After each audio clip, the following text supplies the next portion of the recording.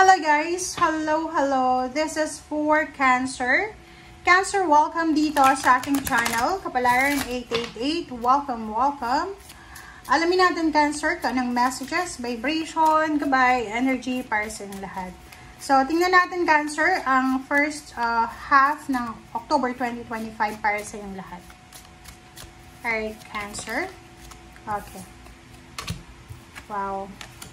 Llama and Antelope. Soul growth and new pathways. Okay, Cancer.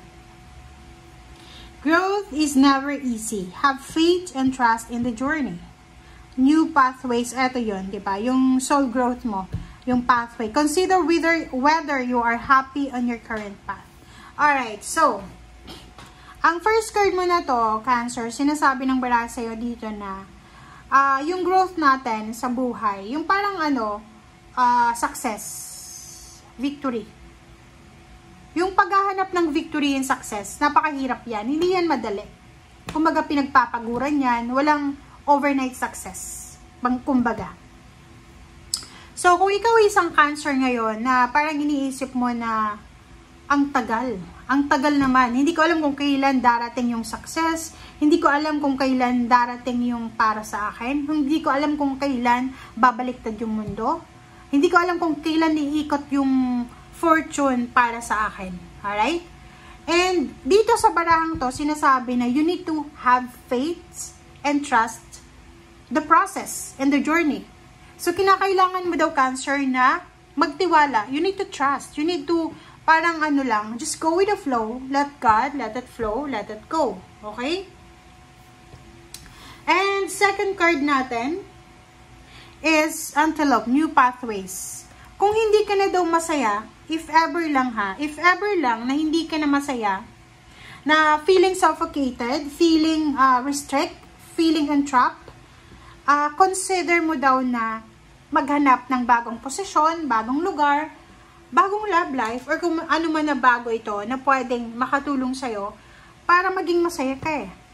Kasi itong new pathways na to, parang like for example, Cancer, yung kinalalagyan mo ngayon, it's either job, it's either relationship, it's either lugar, pakiramdam mo walang asenso. So, sinasabi ng barahan na to sa'yo na walang sino man ang makakapigil sa'yo. Hindi ka naman puno na itinanim.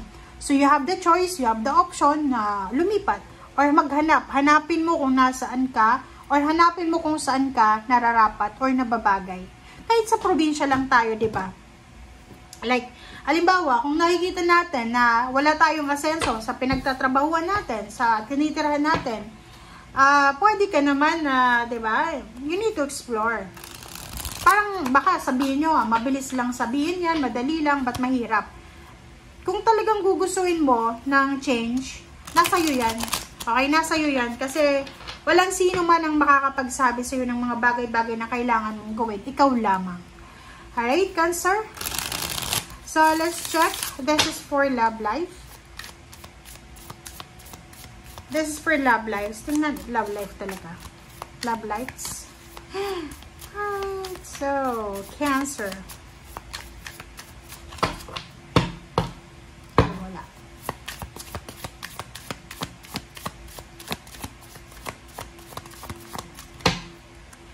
Okay, love life tayo. There are too many obstacles and blockages. Wow. Love life. Single, in a relationship ka man, sinasabi ng bara sa'yo na marami kang pinagdadaanan ngayon ng mga blockages, obstacles and blockages. Maybe you are married, maybe you're in a relationship sa taong masyadong materialistic, masyadong makita yung utak, yung isip, na parang yun yung nagiging rason kung bakit parang feeling mo hindi umaasenso yung buhay mo or especially love life or yung trabaho. So, ihanda mo yung sarili mo. You need to be ready para sa mga obstacles and challenges, blockages na pwede mong pagdaanan, lalo na sa usaping relationship.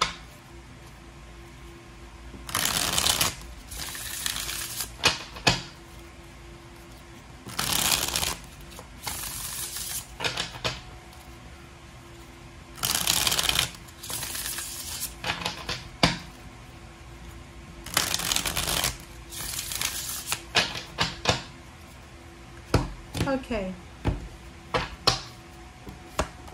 Alright, Three of Wands, Knight of Cups, Temperance, Queen of Swords, and Magician. Okay.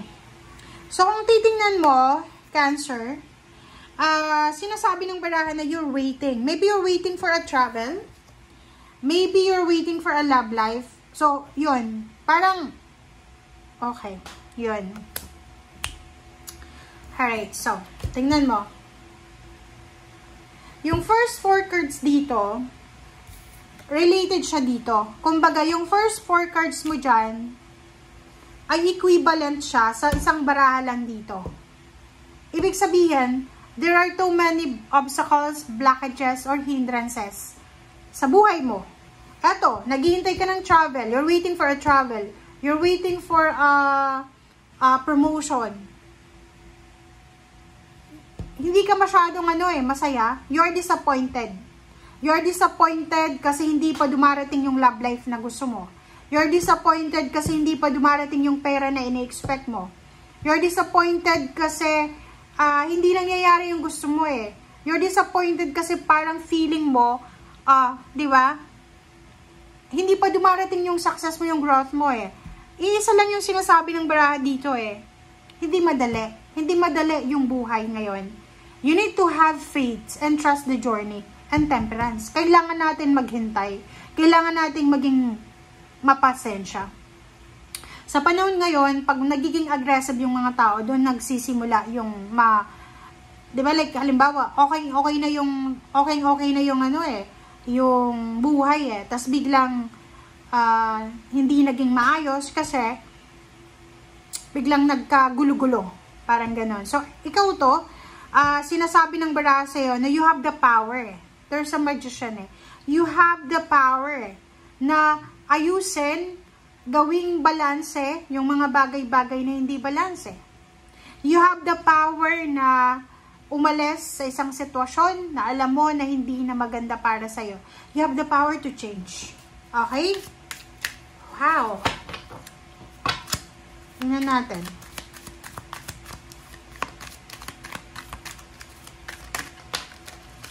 Alright. Sorry. Okay, reverse na Page of Swords. Nakikita ko sa'yo dito na masyado kang understandable. Understandable yung nararamdaman mo. Especially, di ba, pag feeling natin na hindi tayo sinaswerte, feeling mo disappointed ka palagi, wala kang interest, yung parang nawawalan ka ng interest sa buhay. Sinasabi ng baraha sa atin minsan na pag ganon, masyado ka ng galit sa mundo, sa mga tao, na parang ano bang tawag doon? Yun, mainit yung ulo mo. Halimbawa, yung problema sa relationship, nagagalit ka pag, halimbawa, nakikita mo na sobrang saya ng pamilya, ng kapitbahay mo. If it's about naman job, parang may ibang tao na galit sa mayayaman. 'Di ba? May mga tao na galit pag nakikita yung kapitbahay na umaasenso, kahit na kapatid eh. 'Di ba? So, sa barang yan, sinasabi ng barahan na maging aware ka sa emotion mo. Maging aware ka sa mga plano natin sa buhay. Kasi minsan, dahil sa pagiging negative natin, tayo din yung gumagawa ng paraan para hindi makapasok yung blessings. Alright? So, dito sa barahang to, sinasabi ng baraha sa'yo na there's a magic. May posibleng darating. Ang kailangan lang natin is maghintay. There's a new beginnings about love, about new job, new career, new source of income. Kung naghihintay ka ng pera, pwedeng naghihintay ka ng investment mo na mag-progress siya. Sinasabi ng barahan na pwedeng hindi pa siya dumating sa 2 linggo ng October, but possible na merong 3 direction. Merong ibibigay sa iyo ang universe na posibleng para sa iyo. Okay. Last 2 cards tayo. 8 of Cups and 8 of Swords. So, this is 88, guys. 88. Sinasabi ng baraha sa'yo dito na sa usaping relationship, may pagkakataon ka na ayusan yung relationship mo na medyo stagnant. Like, may mga away sa pamilya, away sa trabaho, away sa kapitbahay, away sa relatives, awayan ng lupa, ng mana, awayan ng kung ano pa man, inggitan. Nakikita ko sa barahan mo na possible na maayos yung restrictions na to. May pagkakataon ng reconciliation, may pagkakataon na magkita kayo ng kaaway mo, or maayos yung gusot na kung ano man ang meron kang gusot. Okay? Thank you guys. Bye!